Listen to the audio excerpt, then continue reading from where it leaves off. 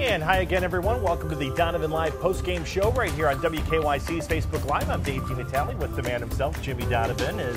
Happy Valentine's Day. Thank you very much. Happy Valentine's Day. Right back at you. Indeed. How does the love doctor Jim Donovan roll on Valentine's Day? Always with chocolate strawberries. Very good. And in this case, because we have a horse farm, yes, and are getting up there in age, we both have aches and pains. Indeed. I mean, really, horses, Indeed. yeah. You know, for those of you that are out there that do farm work like this, and I'm a city boy. So, but anyway, my wife, has been, she's had some aches and pains from doing that, and I bought her a series of massages. There you go. Boy, that's the gift that keeps on giving right there. Well done, my friend. Right. Well done. It was either that or Advil, and I said, hey, I'm having a good year. I'm going to go with the massages. That's always the good way to go. We mentioned yesterday as we were closing, today was going to be Valentine's Day, but also the opening day for the Cleveland Indians, pitchers and catchers reporting to spring training. But as we kind of all woke up and got going this morning, really bad news from the Indians. John Patsy Francona, better known as Tito Francona, the father of Indians manager Terry Francona, has passed away at the age of 84. And, when you talk about, the family of baseball, the Francona family, there was such a bond there. And you didn't have to cover this team at a daily basis to feel it or see it. But that was a really close, strong relationship between Terry and his father. And this organization. Yeah, no doubt about it. That's the nice feeling, the nice fuzzy feeling, and it's legit, of the Indians, I think. And I was talking to you about this when we were discussing this afternoon. The Indians, whether it's by, by plan or just that's the way they are, they really are a family. I mean, there are people that work at the Indians organization, have worked there for a long time. Yeah. I mean, and there has to be something to be said for that. When Mike and Sharon Hargrove were the first, the manager of the Indians and the first lady of baseball in Cleveland, there was a real family feeling. And I want to take you back. And when it really hit me the most was when the Indians had that horrifically sad boat tragedy down in Winter Haven. Little Lake Nellie. Yeah, Little Lake Nellie. And I remember, how important, now that, everything was, I mean, how do you handle that? Right. I mean, how do you deal with that? I mean, here's Steve Olin dead. His wife has just had twins, I believe, right? Right. And, I mean, now suddenly she's a widow, and it's at spring training. Right. And then, of course, and the other, pitcher. Tim Cruz is dead, and Bob Ojeda was horribly injured. Horribly injured. So, I mean, but there was a family feel to that to get everybody through that. And the Indians really had kind of a family situation. Now, it really paid off once they got good, which was in another year. And there was a real family feel to that. That was why it was such a hard thing when Hargrove was finally released by the Indians, because he's just one of our guys. I mean, Mike was here. He was a player when the Indians weren't very good, kind of worked his way up as a manager. And then got the managerial job and was here for the whole renaissance of everything. And the Franconas are the same way. I mean, they've been around Indians baseball for a long time. Those pictures of Terry, at Father Sunday in his Indians uniform with his dad, in the dugout behind him, I mean, that's priceless stuff. But I give the Indians a lot of credit for that. I really do. I think that the other two franchises are set up differently. It either works for them or it doesn't work for them. But for the Indians, it really is kind of a family, and I've always felt that way about them. And it's not because they're owned by a local family. No, that was when we first started talking, I'm like, well, okay, obviously Dan Gilbert, his family, they're from Detroit. Jimmy Haslam, his family, they're from Tennessee. I get that, but the Dolans now have owned this franchise, since like 2000, I think, or 2001. Yeah. So you're talking about 18 years. Very little turnover. Very little. I mean, Bob DiBiasio has worked there forever. Curtis Danberg has worked there forever. Bart Swain has worked there forever. And these are people that we deal with from the media relations side of things. But the groundskeeper's been there since. Yeah, Brandon Kankey. He's been there forever. Since it opened up. Yeah. Since Jacobs Field opened up. Yeah, it's so. First of all, that tells you it's got to be a pretty good place to work. Yeah. Because every business changes, and every organization, you know, whether it's a television station or a baseball team or a football team or a basketball team, you have change. The Indians, you know, people kind of are settled with them.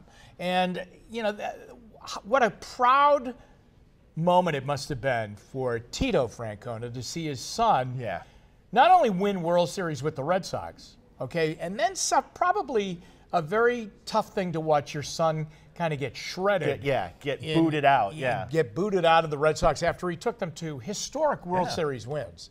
And an historic comeback to get to their first World Series win when they came from 3-0 down against the Yankees. And so, and then he gets another managerial job with your team, though, the Indians. And I think that's been a really cool thing. I always felt that that was one of the big things when, you know, the Indians decided Manny Acta had to go, and it was like, well, you know, maybe the Terry Francona thing might work because his, you know, he had Indians ties. Plus the fact that, you know, Terry was obviously close with Mark Shapiro and Chris Antonetti. That certainly had a lot to do with it. But you know, there was that family link. And it made it, you know, I remember, and I think you showed it when you had Jimmy's take, Tito's reaction at the press conference watching his son hold up the jersey of the Cleveland Indians that, you know, he's now the manager, and just how proud he was. And, you know, Tito came back as much as he could from Pennsylvania to take in Indians games. Well, he was always there on opening day. Yes. And he was very, very proud of the fact that Terry, you know, was managing his team, the Cleveland Indians. And he was there during the playoff runs, and those have been deep runs. And that's been pretty great. It would have been great, naturally, to win the World Series a couple of years ago, but what the heck? I mean, you're right there, and there's your son, and he's managing the team, and they had an amazing season. So I just think it's been really neat watching them, you know, interact with each other through these years that Terry has come here. That is one of the great decisions that the Indians have made. When everything turned around in a positive way, when he accepted the job to come to the Indians, and I wasn't sure he would take the job here. I didn't realize that his threads of loyalty were so strong to Shapiro and all these people and Antonetti, as you mentioned, and all of these other people that have gone off, you know, to other organizations only because it's a massive step up for them. But I was kind of wondering, you know, will he wait for a bigger job? A bigger job, right. A job that, you know, a team is ready to win right away? Well, no, he took this job because it was such a family situation. So, you know, very sad. 84 years old. I think he lived a great life. He was a player. He was a player that kind of was a journeyman a little bit, but his 6 years here, I think, kind of defined him. Yeah, he's one of the when the Indians had their 100th anniversary in 2001. He was one of the top 100 players. He was back here that day. I remember being at the ballpark that day when the Indians played that game. I think Tommy won the game with a late inning home run. So you know, but I want to explore that with you a little bit more, because sometimes I say, well, maybe it's just a baseball thing. Maybe it's the family of baseball. But you think about the Pittsburgh Steelers, go to the NFL. You think about the Pittsburgh Steelers. And one of the things that makes them such a great franchise is that they've had such little turnover. I mean, the Rooney family has owned the team. They've only had 3 head coaches since 1969. That's amazing. You know, there's a family there, and there's stability. It means there's stability. Right. And to a lesser degree, I guess you can say that about the Bengals too. Yeah. And I thought about the Cowboys and Jerry Jones, and I mean, he's positioning his sons to basically be ready to take over for him someday. Yeah. The Steinbrenner, back to baseball, Steinbrenner and the Yankees. But sometimes there's that family atmosphere in sports that it's not just in the bloodlines, but it transitions to the entire staff, the entire organization, and those who play. You know, we were out in Berea earlier today because the Browns had Todd Haley available to the media. Now their new offensive coordinator, who of course had 6 years in Pittsburgh and some really good years with the Steelers offense there. And there were Pittsburgh writers in the audience today, because this was an opportunity, I think probably the first chance to talk and to probably the last, for them to get a chance to talk to Todd Haley about, hey, what the heck happened? Right. You know, over with the Steelers, because as Dino mentions, there's not a lot of change in Pittsburgh, even with the assistant coaches. But after, you know, Todd had done his thing, we were talking about the Steelers with some of the Pittsburgh writers. Do you realize that the writers, these beat writers, who have all been around a long time, they are welcomed inside that Steeler, administrative building. And they kind of have the run of the place, and they can go up and they can visit with people. There's not all these organized media press conferences. You get availability from 12 to 12:45. That's it. And then after that, there's a conference call from 8:15. And this is the operator number to dial in. I mean, if they want to talk to Todd Haley, they don't have to wait for coordinator day. They can grab him coming off the field or something. Right.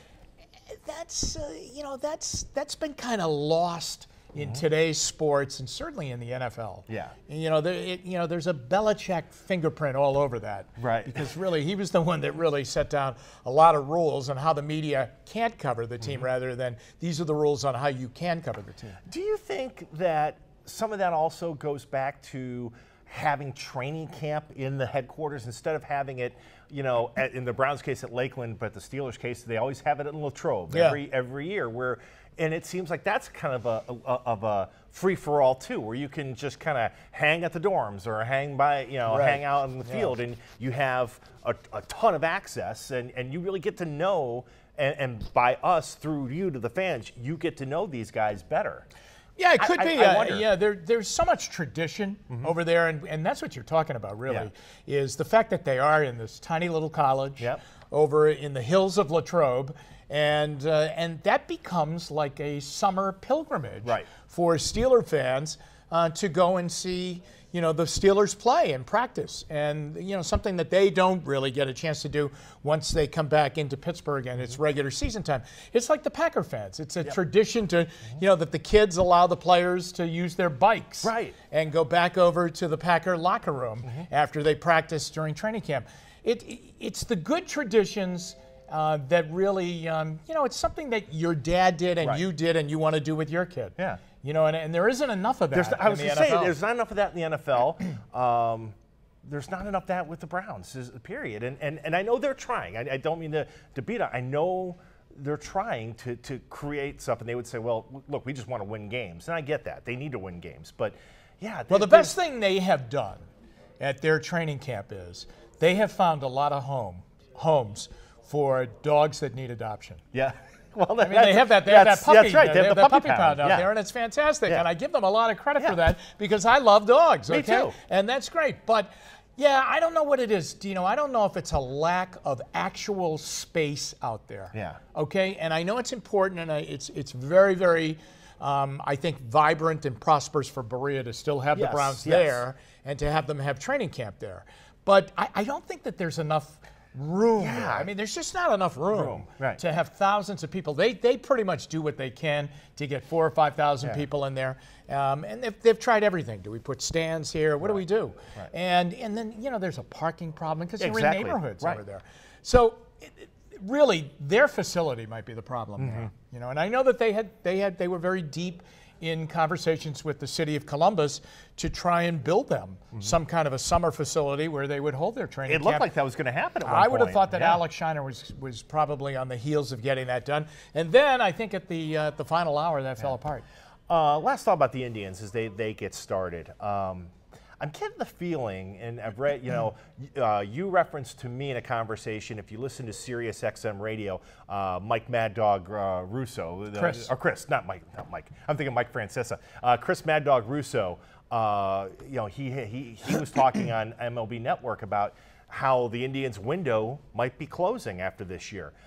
Buster Olney of ESPN kind of wrote a column, had very similar thoughts that because the Indians, in his mind, weren't doing well enough from an attendance standpoint. They weren't getting a big surplus of free agents this year. They were, although nobody's signing. Let's be honest, this has been a really weird year for free agency. J.D. Martinez is still out there. There are over 100 still out there. They're still out there.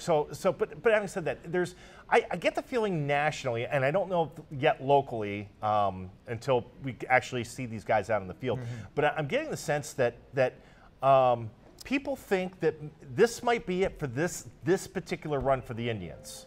Well, I hope it isn't, but I think what a lot of people are looking at is, I think there was a scenario, I think, in the offseason that I think people thought they'll either keep Santana or keep Jay Bruce. They probably can't afford to keep both. But they'll keep one of them. They'll keep one of them. And they lost both. Right. Okay? They'll trade Kipnis. They didn't get a trade done for Kipnis. Maybe they won't give Brantley that contract. Live up to that deal because of the injuries. And that was their first move, wasn't it? In the offseason, it was a week after the World Series was over. They kept him at $12 million. Right. Okay. Lost 2 cogs out of the bullpen, Joe Smith and Brian Shaw. So there hasn't been, like you said, I mean, last year we're dealing with, Encarnacion, you're dealing with all of that. This is really, it's interesting. But the Indians still have that pitching. Yes. Okay. I think a lot of people thought they'll get rid of Salazar. Right. But they didn't. They didn't. Okay. I don't know. I mean, it's an interesting thing. What will Zimmer be like, fully healthy? What would they have been like in the playoffs with him fully healthy? That's a hypothetical. I still look at it. I worry about the Santana loss more than the Bruce loss. Right. Because Bruce was a rental. Right. I think we all knew that. But Right. Santana was our guy. Right. And there were times where he would leave you red-faced and, what is he doing? Yes. But there were fewer and fewer of those times, and you really grew, and I certainly did. I grew to appreciate what kind of ball player he did become. Yeah. Yes, he took a lot of walks. But what's bad about that? Right. Okay? As they say in Moneyball, do you mind how somebody gets on base? No. You do not. Yeah. He became an excellent first baseman. Yeah, I really didn't think, Dino, I thought he was destined to become a DH. I did too. And I didn't think he gave a hoot about defense. Right. But he really does. I mean, and he became a superb first baseman. So I think some people look at the Indians and they also look at Andrew Miller will be a free agent. Right. Cody Allen is coming up on free agency. So I think that's where they're coming. That's where they're swinging from right now, is that they didn't do a lot. In fact, they didn't do anything in regards to their 2 big free agents and lost them both, and there was more subtraction than addition. So just understand that as people start to report back from Arizona and you start reading national predictions and things like that, that's what's on the mindset. But when we get a chance to see these guys in action, then that'll certainly tell the tale. Jimmy, as always, thanks again. Great stuff today on the Tito Francona tribute. Again, we link to it here on Facebook, but it's at WKYC.com as well. If you get a chance, definitely watch it. It's there are 2 little girls in it. Mm-hmm. Did you see that part? Yeah, of it? I did. Yeah. That is incredible, and I thank our super sports editor Matt Hine. He found these 2 little girls that we're talking about Rocky Colavito and Tito Francona, and how good the Indians are going to be, and it's absolutely amazing. Yeah. But that's the story right there. So again, you can watch it at WKYC.com. It's really, really good. All right, for David Herberton, who does it all, as he does every day, and for Jim Donovan, I'm Dave DiNatale. Thanks so much for watching, everyone. I'm sure if we had asked David to find the 2 little girls, he would have found them. He would have. Well, listen. I mean, look at that picture. Oh, that's awesome. That's by the way. That's the that one. is amazing. Yeah, Herb already got the Mark Malone side by side with Tom Selleck this week. I mean, that's always a hard act to follow. Right. All right. Yeah. See that's the one. That's the one I'm talking about. All right. For Jimmy, I'm Dino. Thanks for watching. It's WKYC's Facebook Live, the Donovan Live postgame show.